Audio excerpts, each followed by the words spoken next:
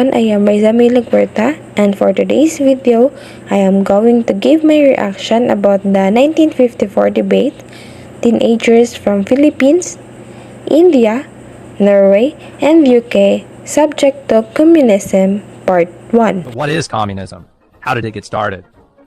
The modern idea of communism was first proposed by German philosophers Karl Marx and Friedrich Engels. Together, they wrote a short book known as the Communist Manifesto. In it, they suggested that someday the working class, known as the proletariat, would rise up and overthrow their wealthy employers. At that point, the proletariat would completely restructure society. One of the key principles of communism is the concept of a classless society. This led to a concerted effort by communist governments to eliminate anything that might be representative of class warfare or create class envy. For example, clothing in communist nations was relatively bland and uniformed, and most cars were of the same make. More importantly, the salaries of employees, regardless of the job performed, were all regulated so that each person would earn approximately the same amount of money. The eventual goal of this classless society would be a state in which there was no currency at all, and the government provided food, clothing, and shelter to citizens in equal amounts. In a true communist nation, there is to be no private ownership of property. All property and businesses are owned by the national government. Therefore, all workers are employed by the government. This would also mean that the state controlled all means of producing goods and services, thus allowing the government to control the distribution of those products. Marx and Engels' argument in favor of a classless society gained popularity throughout the later part of the 19th century. Finally, in 1917, a group of communists in Russia, known as Bolsheviks, started a revolution. The end result was a communist takeover of Russia and the creation of a nation known as the Soviet Union. For many years, the Soviet Union was the only communist nation. However, following World War II, many other Eastern European nations followed Russia's lead and implemented a communist system. Those nations included Poland, Czechoslovakia, East Germany, Hungary, Bulgaria, and Romania. Throughout the 1940s, 50s, and 60s, many Asian nations, such as China and North Korea, also adopted communism. At one point, what came to be known as the Cold War era, a full 1/4 of the world's population lived under some time. So, how does the problem of communism in the United States compare with the problem of communism in the other countries? And is there more than one solution? This question was the topic discussed by the 4 exchange students, which is Vangalaram from India, Peter Hudson from United Kingdom, Johnny Antillon from Philippines, and Gunnar Asland from Norway. So, the first speaker, which is Vangalaram from India, responded that the problem of communism in the India is primarily a result of frustration, which is a direct result of British imperialism.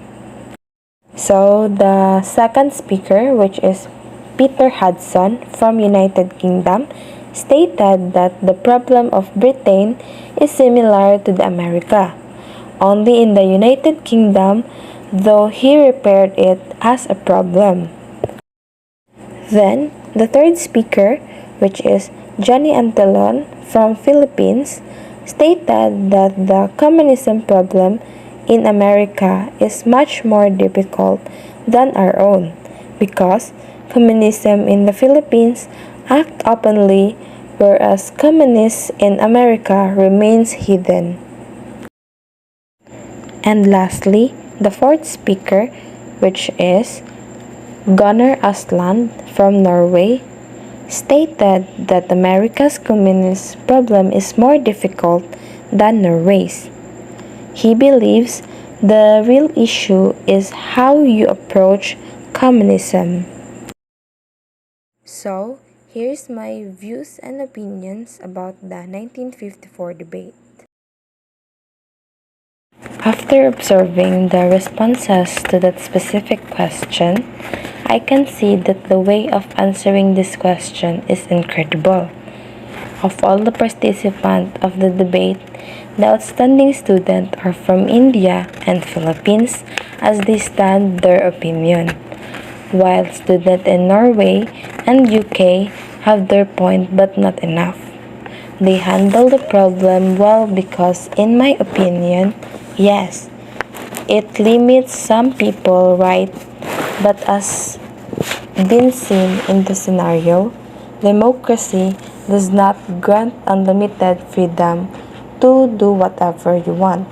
As what the first speaker said, who is Vangalaram, the basic assumption is that poverty and illiteracy produces communism, but paradoxically, the communist is more rampant in educated people, among the rich people, and among the minorities. And also, what Johnny Antillon said, that there are more ways of cutting a throat than simply drawing a knife across it.